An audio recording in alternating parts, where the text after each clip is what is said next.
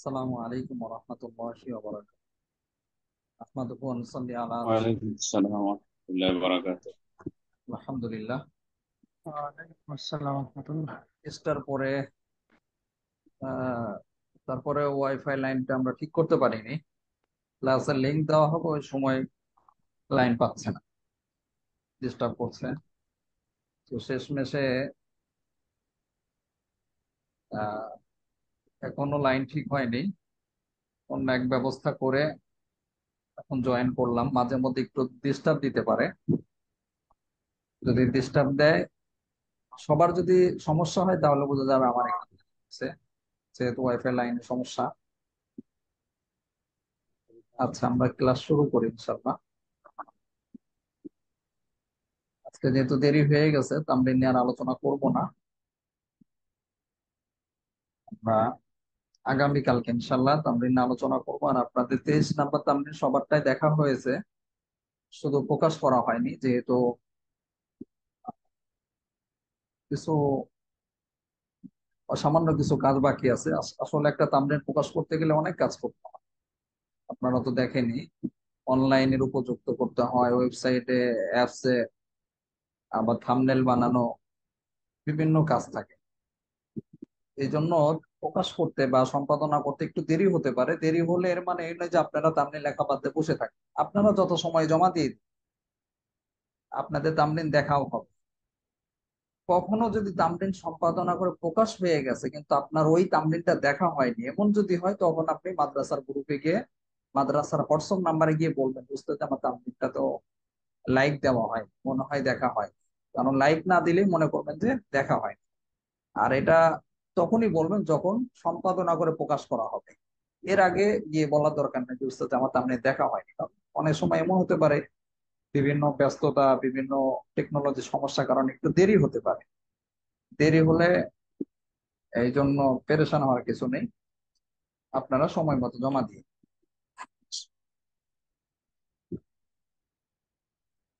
গত দর্শে আমরা 120 নাম্বার কায়দা পর্যন্ত পড়েছিলাম। আজকে আমরা 121 নাম্বার কায়দা থেকে পড়বো ইনশাল্লাহ। দেখেন, বিসমিল্লাহির রহমানির রহিম। আল হাকীকাতু তুতরাকু লিতাআযযুরিহা আকলান আও আদাতান ওয়া লিতাআসসুরিহা। এই কায়দাটি আমরা দেখতে পাচ্ছি শেষে মিম রয়েছে। মিম দ্বারা কি বোঝায়? মুসাল্লামাতুস সুবুত নামক কিতাব থেকে নেওয়া হয়েছে, এই জন্য এখানে মিম উল্লেখ করা হয়েছে। আর একটা হলো মিম জিম। মিম জিম দ্বারা মাজাল্লা নামক কিতাবকে বোঝায়। আর মিম দ্বারা, শুধু মিম দ্বারা হলো মুসাল্লামাতুস সুবুত নামক কিতাবকে বোঝানো হয়েছে। অর্থটা খেয়াল করে, আল হাকীকাতু তুতরাকু লিতাআযযুরিহা আকলান আও আদাতান ওয়া লিতাআসসুরিহা। যুক্তির দৃষ্টিতে অথবা মানুষের অভ্যাসগত কারণে যদি হাকিকত কে গ্রহণ করা অসম্ভব ও কঠিন হয়, যুক্তির দৃষ্টিতে অথবা মানুষের অভ্যাসগত কারণে যদি হাকিকতকে গ্রহণ করা অসম্ভব হয়, অসম্ভব ও কঠিন হয়, তাহলে হাকিকতকে ছেড়ে দেওয়া হবে। হাকিকত, মাজাজ, এ বিষয়ে অনেকগুলো কায়দা আমরা পড়েছি, এটা নতুন কোনো কায়দা না। মানে আমাদের আগের থেকে কি আছে, হাকিকত সম্পর্কে জানা আছে। এখানে ভিন্ন যে বিষয়টা বলা হচ্ছে, আহ যুক্তির দৃষ্টিতে, যুক্তির দৃষ্টিতে এটা হলো আমাদের কাছে একটু নতুন। এর বাইরে আমরা অভ্যাসগত কারণে যদি সম্ভব না হয়, কঠিন হয়, ওই ক্ষেত্রে হাকিকতকে ছেড়ে দিতে হবে, এই বিষয়টা আমরা কিন্তু পিছনে পড়ে এসেছি, পিছনে আমাদের কায়দা গিয়েছে এই বিষয়ের উপরে। তো নতুন হলো যুক্তির বিষয়টা এসেছে।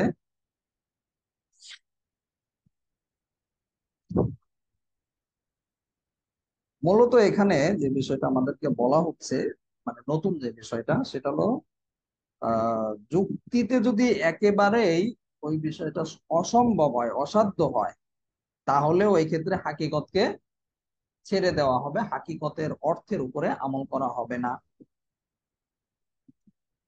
সুন্দর একটা মেসাল দিয়েছে সেটার মধ্যে, যে কেউ যদি কোন একজন ব্যক্তি সে বলল যে অন্য আরেকজন ব্যক্তিকে উদ্দেশ্য করে বলল, বা তাকে লক্ষ্য করে বা তাকে ইশারা করে বলল যে এটা হচ্ছে আমার ছেলে। যাকে লক্ষ্য করে এই কথাটা বলল সে আবার কি, তার চেয়ে কিন্তু বয়সে বড়। যাকে বলেছে আমার ছেলে সে আবার তার চেয়ে বয়সে বড়। খুব সহজে আমরা বুঝতে পারি যে বাবা বয়সে বড় হবে ছেলে, ছেলে কখনো পিতার চেয়ে বা বাবার চেয়ে বড় হতে পারে না। এটা কোনোভাবেই সম্ভব না, এটা মাথায় ধরে না, যুক্তিতেও ধরে না। এটা একটা কঠিন একটা, মানে এটা অসম্ভব বিষয়। তো হাকিগতগত ভাবে যদি আমরা যৌক্তিক ভাবে যদি লক্ষ্য করি তাহলে কি এটা কোনোভাবেই সম্ভব না। বয়সে বড় এরকম একজন লোক তার ছেলে হতে পারে না, কারণ এটা আমরা স্বাভাবিকভাবে জানি যে নিজের ছেলে কখনো তার পিতার চেয়ে বয়সে বড় হয় না।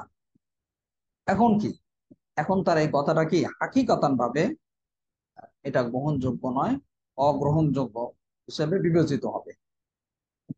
তাহলে আমরা এই কথাটার উপর কিভাবে আমল করব? আমল করতে হবে মাজাজের, মাজাজিগত ভাবে এটার অর্থ নিতে হবে। আর হাকিকতানটা ছেড়ে দিতে হবে, যেটা কায়দার মধ্যে বলা হয়েছে আল হাকিকত তুতরাকু লিতাআজ্জুরিহা আকলান আও আদাতান ওয়া লিতাআসসুবিহা। যুক্তি, যুক্তির দৃষ্টিতে অথবা অভ্যাসগত কারণে যদি হাকিকতকে গ্রহণ করা অসম্ভব ও কঠিন হয়ে যায় তাহলে হাকিকতকে ছেড়ে দিতে হবে। সুতরাং আমরা যেহেতু এটা যৌক্তিক ভাবে এবং অসম্ভব এবং কঠিন হয়ে গেছে, এই জন্য এটা এই আমরা কথাকে হাকিকত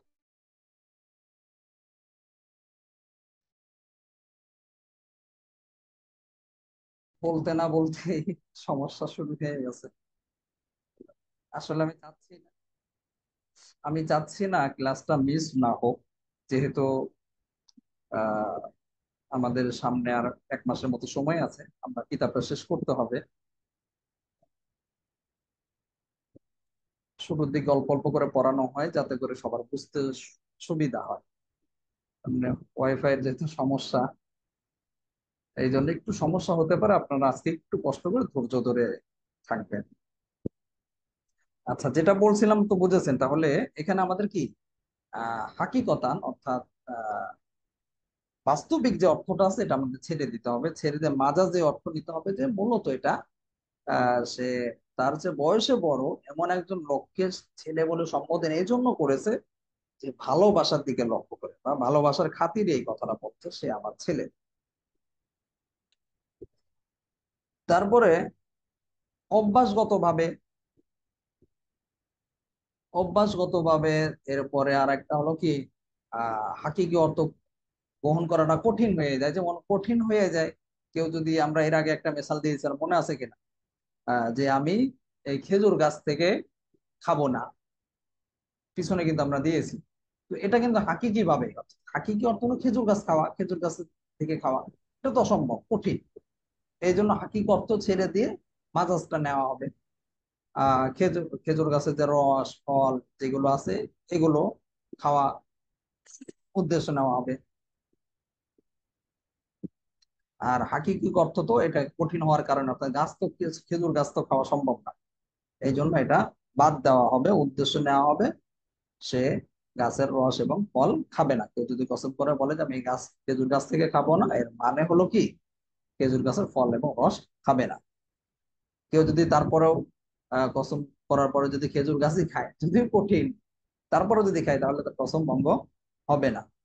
কিন্তু সে যদি ফল এবং রস খায়, অর্থাৎ খেজুর এবং রস খায়, তাহলে কি কসম ভঙ্গ হয়ে যাবে।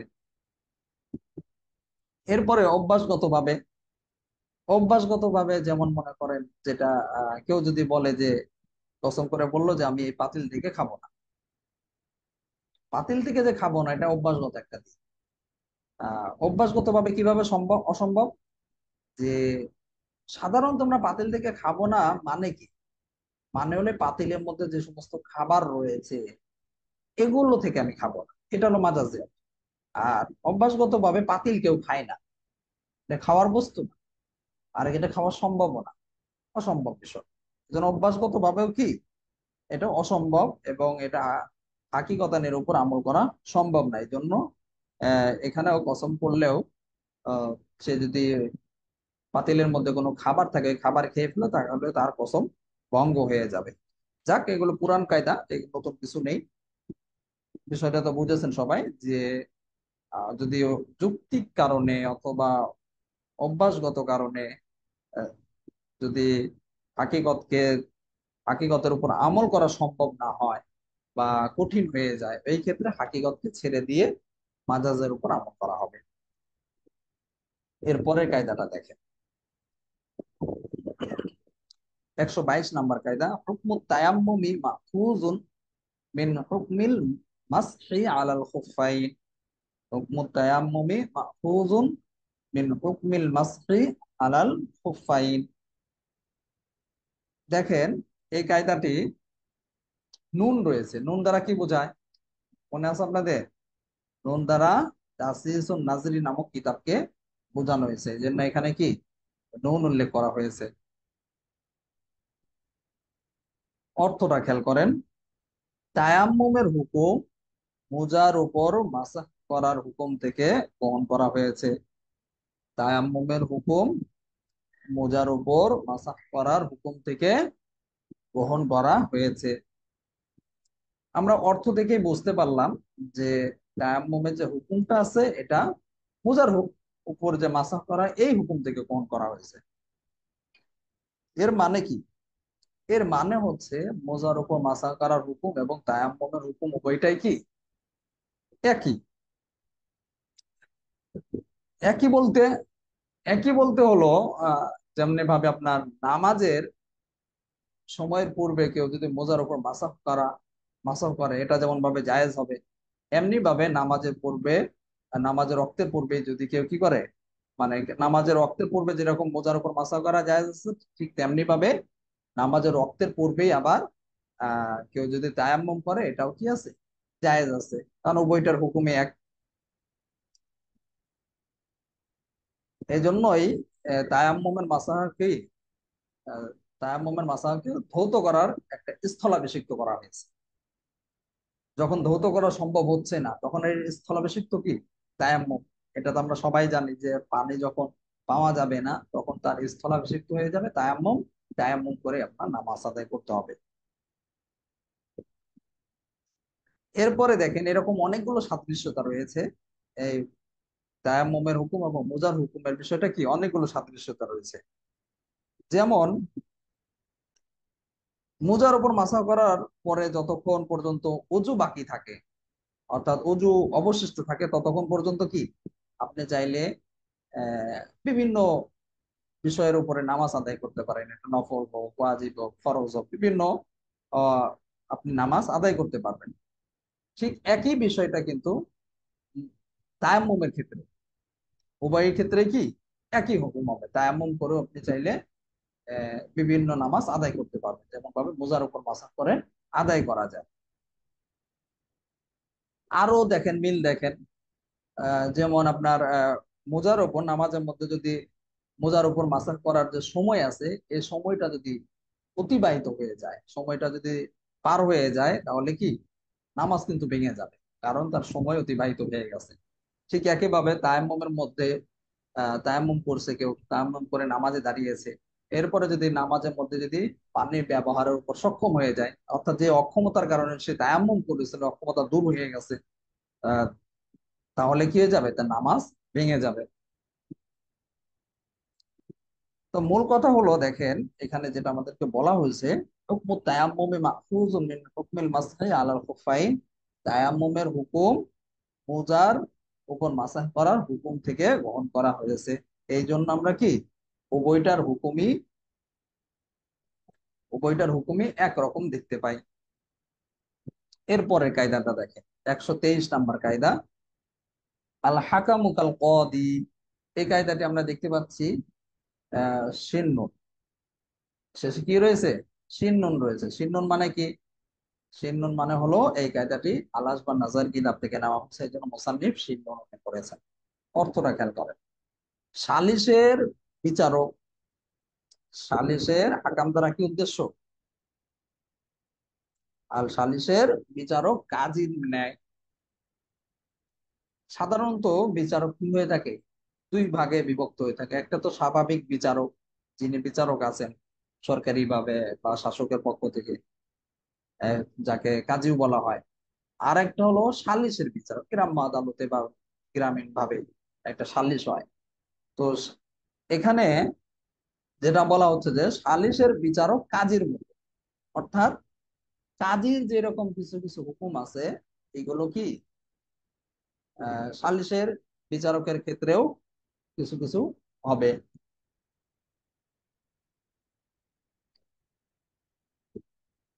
যেমন দেখেন, কাজী যদি অর্থাৎ বিচারক যদি কোনো আহ দুই দলের মধ্যে যেমন দুইজন বাদী বিবাদী উভয় উভয় ব্যক্তি কি করলো, একজন ব্যক্তিকে বিচারক বানালো, যে আপনি আমাদেরকে দুইজনের মধ্যে সমাধান করে দেন, মীমাংসা করে দেন।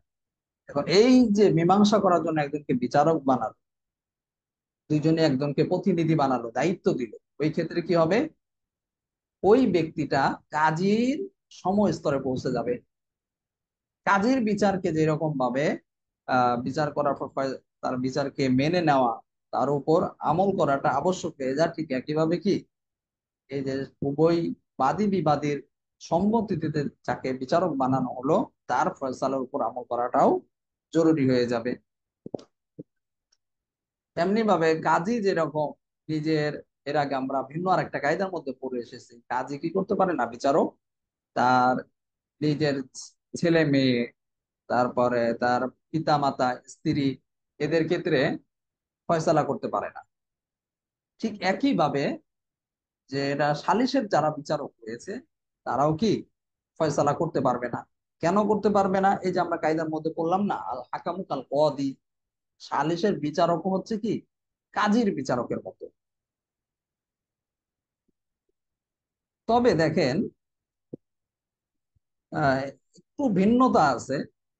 ভিন্নতা হলো, যদি আহ হদের ক্ষেত্রে, তারপরে কিসাসের ক্ষেত্রে, এটা হলো ভিন্নতা। অর্থাৎ এটা স্বাভাবিকভাবে যেটা আছে যে, যেমন বিপক্ষে ফয়সালা করলে সে ফয়সালা গ্রহণযোগ্য হবে না, তার যে স্বজন প্রীতিটার কারণে, তার নিজ আত্মীয় স্বজনের ক্ষেত্রে, মানে স্বজন প্রীতি না, মানে পক্ষে করলে এটা স্বজন প্রীতির কারণে কি হবে না, গ্রহণযোগ্য হবে না। কারণ পিতা মাতা নিজের সন্তানদের দিকে তিনি স্বজন প্রীতি করে বিচারক রায় দিবে, এই জন্য তার এই রায় অগ্রহণযোগ্য বলা হয়। তবে যদি বিপক্ষে দেয়, ওইটা আবার কি হবে, গ্রহণযোগ্য হবে।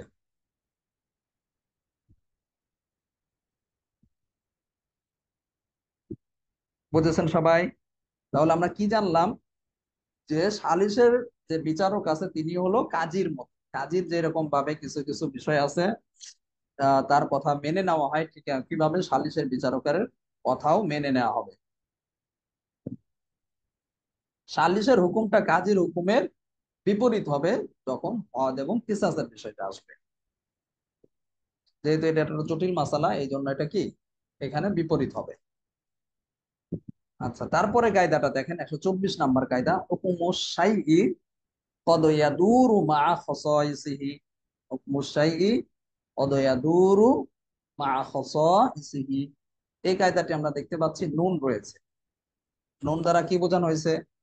তাসিসুন নাজরি নামক কিতাব থেকে নেওয়া হয়েছে। এটা কিন্তু খুব কম আসে।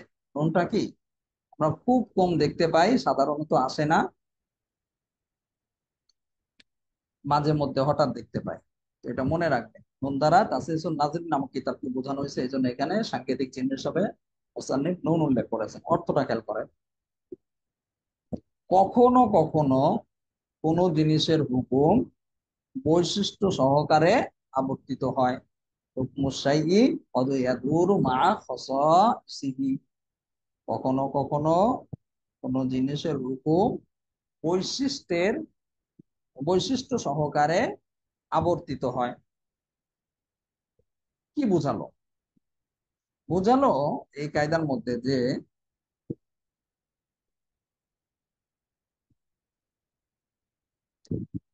একটি জিনিস যখন তার সত্তার ক্ষেত্রে প্রশংসনীয় হবে, সুন্দর হবে, সেই জিনিসটাই আবার অন্য জিনিসের ক্ষেত্রে কি হতে পারে, ক্ষতির কারণ হতে পারে।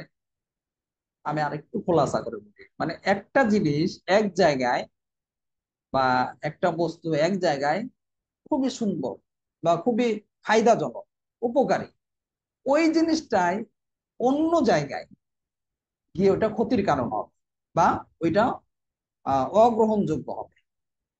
তখন ওই কাজটা করা যাবে না, যদিও ভালো কাজ বা যদিও উপকারী ছিল, ক্ষেত্র বিশেষ। যেমন দেখেন, মিসাল দিলে বিষয়টা আরো স্পষ্ট হবে যে কোরআন তেলাওয়াতের বিষয়টা, কোরআন দেখে দেখে তেলাওয়াত করাটা এটা খুবই সওয়াবের কাজ, খুবই ভালো কাজ।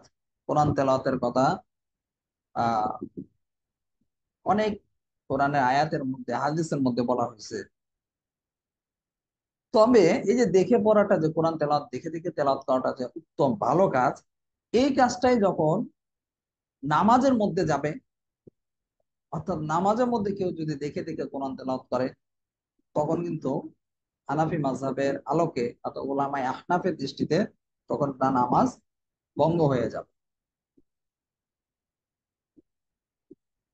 কারণ কি? কারণ হলো,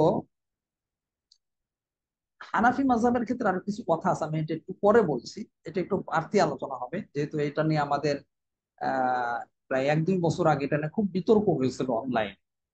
মিজানুর রহমান আজহারী সাহেব এই বিষয়ের উপর একটা বক্তব্য দিয়েছিলেন যে কোরআন দেখে দেখেও পড়া যাবে।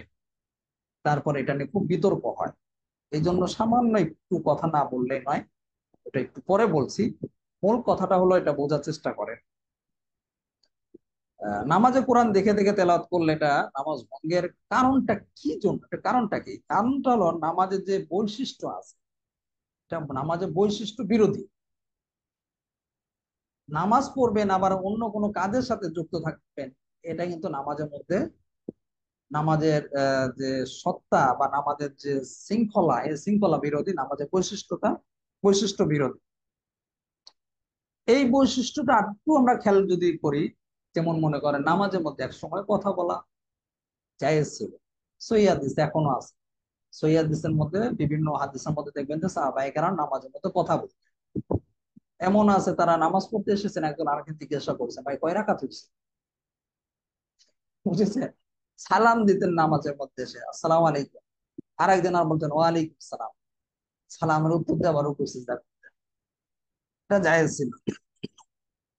তারপর আবার হাঁচি দিতেন, একজন আরেকজন আবার তার হাঁচির উত্তর দিতেন।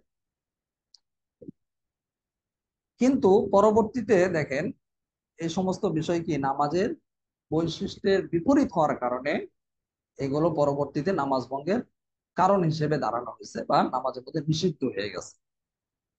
এখন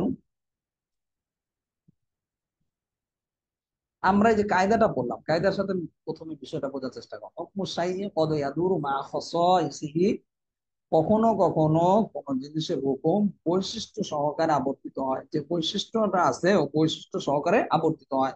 তো কোরআন তেলাওয়াতে যে বৈশিষ্ট্যটা, এটা স্বাভাবিকভাবে দেখে দেখে তেলাওয়াত করাটা এটা ভালো একটা আমল। এই বৈশিষ্ট্যটাই যখন নামাজের মধ্যে গিয়ে আহ আসবে, আবর্তিত হবে, তখন কি হয়ে যাবে? এটাই নিষিদ্ধর কারণ হয়ে যাবে। এখন এই ক্ষেত্রে যে বললাম না যে কোরআন, নামাজের মধ্যে কোরআন দেখে দেখে পড়া যাবে, এটা হানাফি মাযহাবে নিষেধ কেন করা হয়েছে? যৌক্তিক ভাবে আমরা তখন আলোচনা করলাম যে এটা নামাজের বৈশিষ্ট্য বিরোধী, যেটার প্রমাণ আমরা সালামের ক্ষেত্রে পাই, হাঁচির ক্ষেত্রে পাই, কথা বলার ক্ষেত্রে পাই।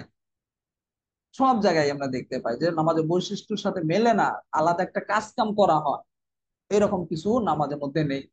And কোরআন তেলাওয়াতের বিষয়টা যদি দেখে দেখে পড়া হয়, তাহলে কোরআনটা ধরতে হবে, অথবা এক জায়গায় রাখতে হবে, পৃষ্ঠা উল্টাইতে হবে, অথবা ওইদিকে আলাদাভাবে কি মনোযোগ দিতে হবে। বিভিন্ন কাজ থেকে যায়। এই কাজের কারণে হানাফি মাযহাবে এটাকে নামাজ ভঙ্গের কারণ বলা হয়েছে। এখন কথা হলো, আসুন আমরা সহিহ হাদিসের আলোকে, যেহেতু হাদিস যতই যুক্তি দেন, যতই কথা বলেন, একদল ভাই বলবে ভাই আপনি যে কথা বলছেন এটা দলিল কি?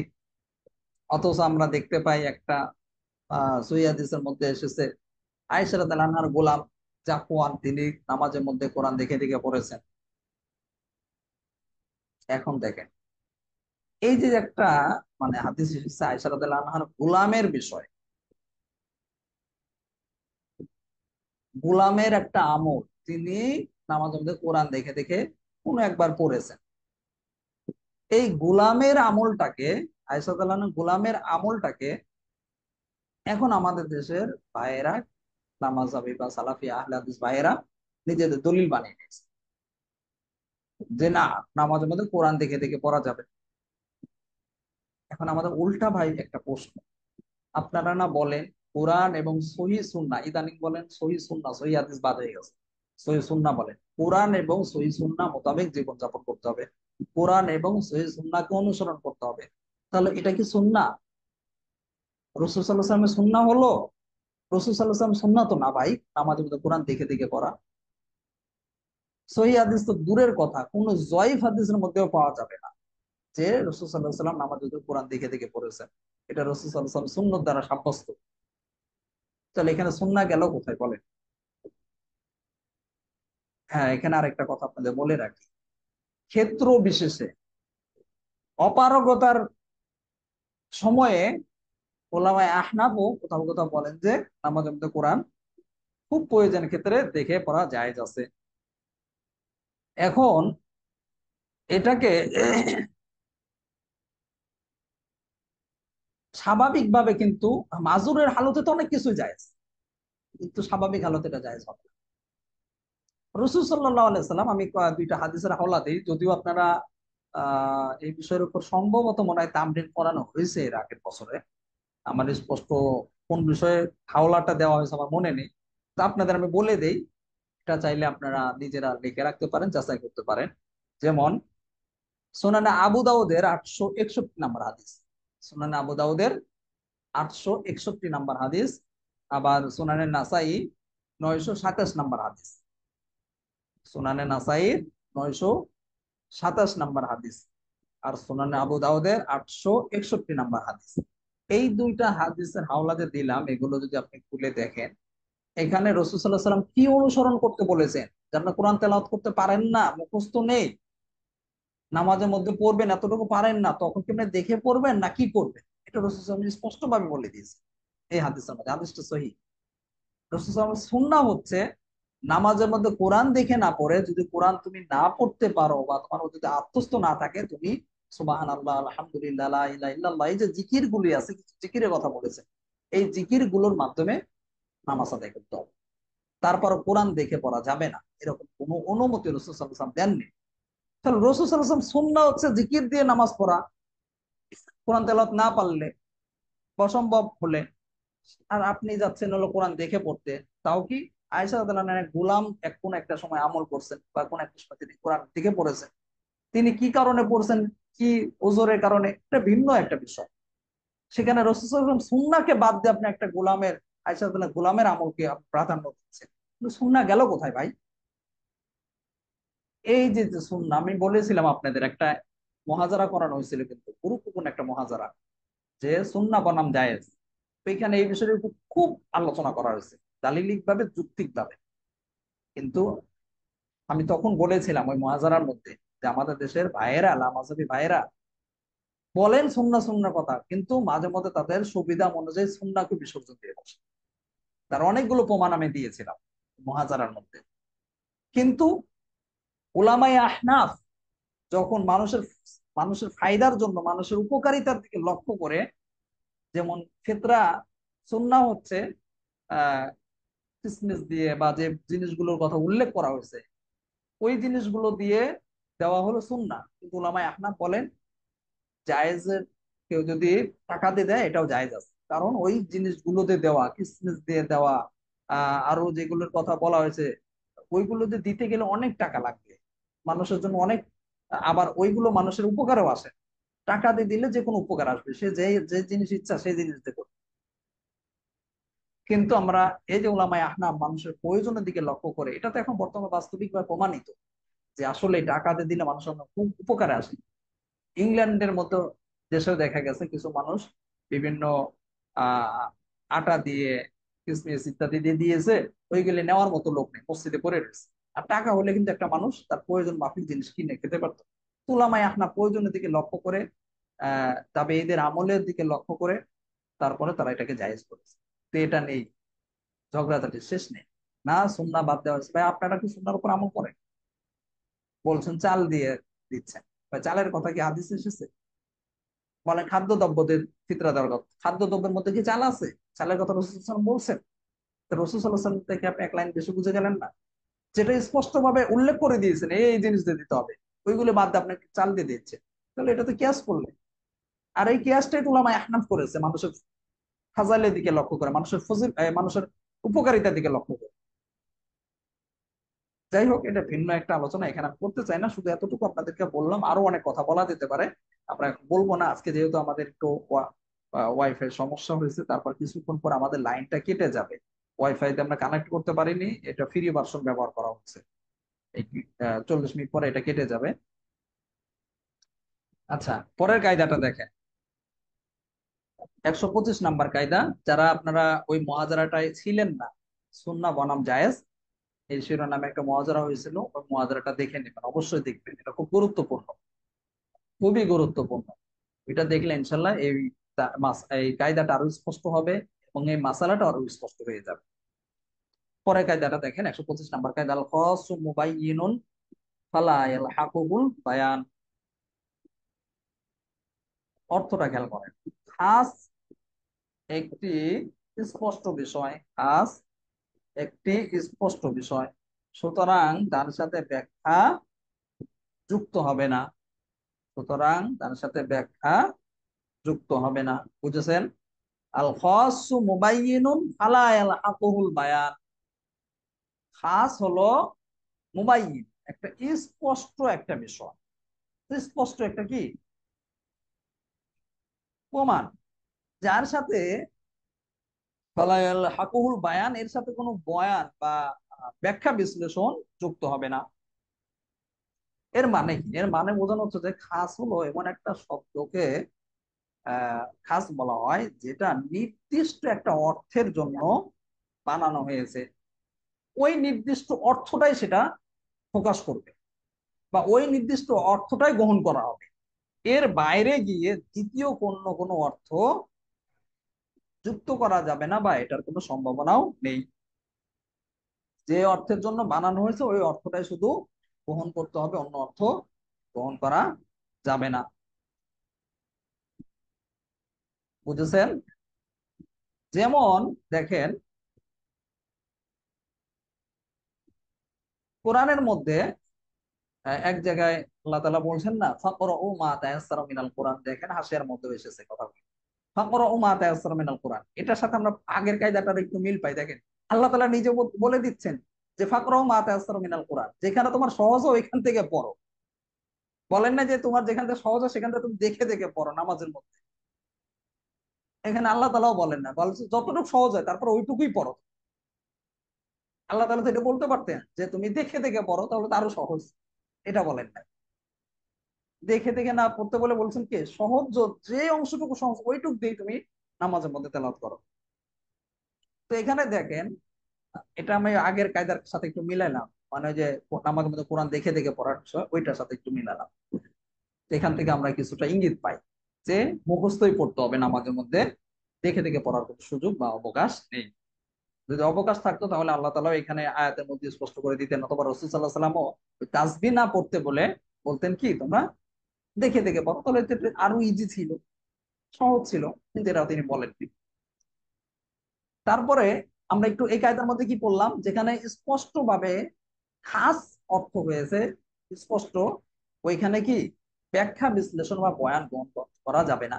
ঠিক ফাকরাউ মা তায়াসসারা মিনাল কোরআনের ব্যাখ্যা ওই যে লা সলাতা ইল্লা বিফাতিহাতিল কিতাব, যে যদি কেউ নামাজের মধ্যে কি করে সূরা ফাতিহা না পড়ে তাহলে তার নামাজ হবে না।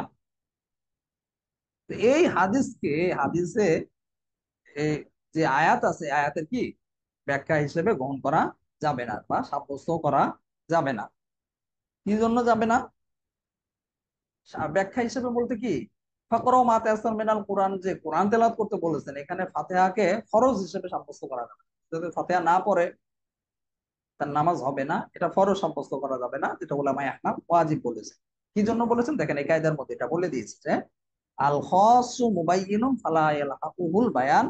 খাস হলো স্পষ্ট একটা বিষয়, সুতরাং তার সাথে ব্যাখ্যা মিলিত হবে না। এখানে খাস করে আল্লাহ তাআলা কোরআন তেলাওয়াতের কথা, নামাজে কোরআন তেলাওয়াতের কথা বলে দিয়েছে।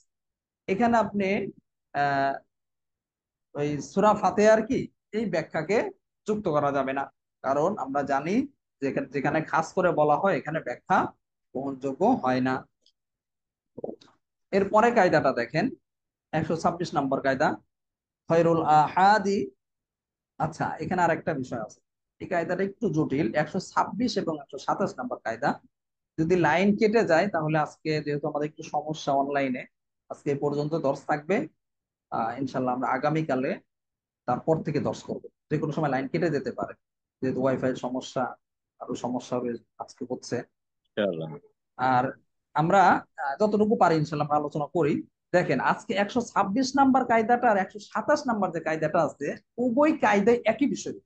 এমনকি 128 নম্বর যে কায়দাটা আছে এটাও মানে একই কায়দা না, বিষয়টা বিষয়বস্তুটা এক।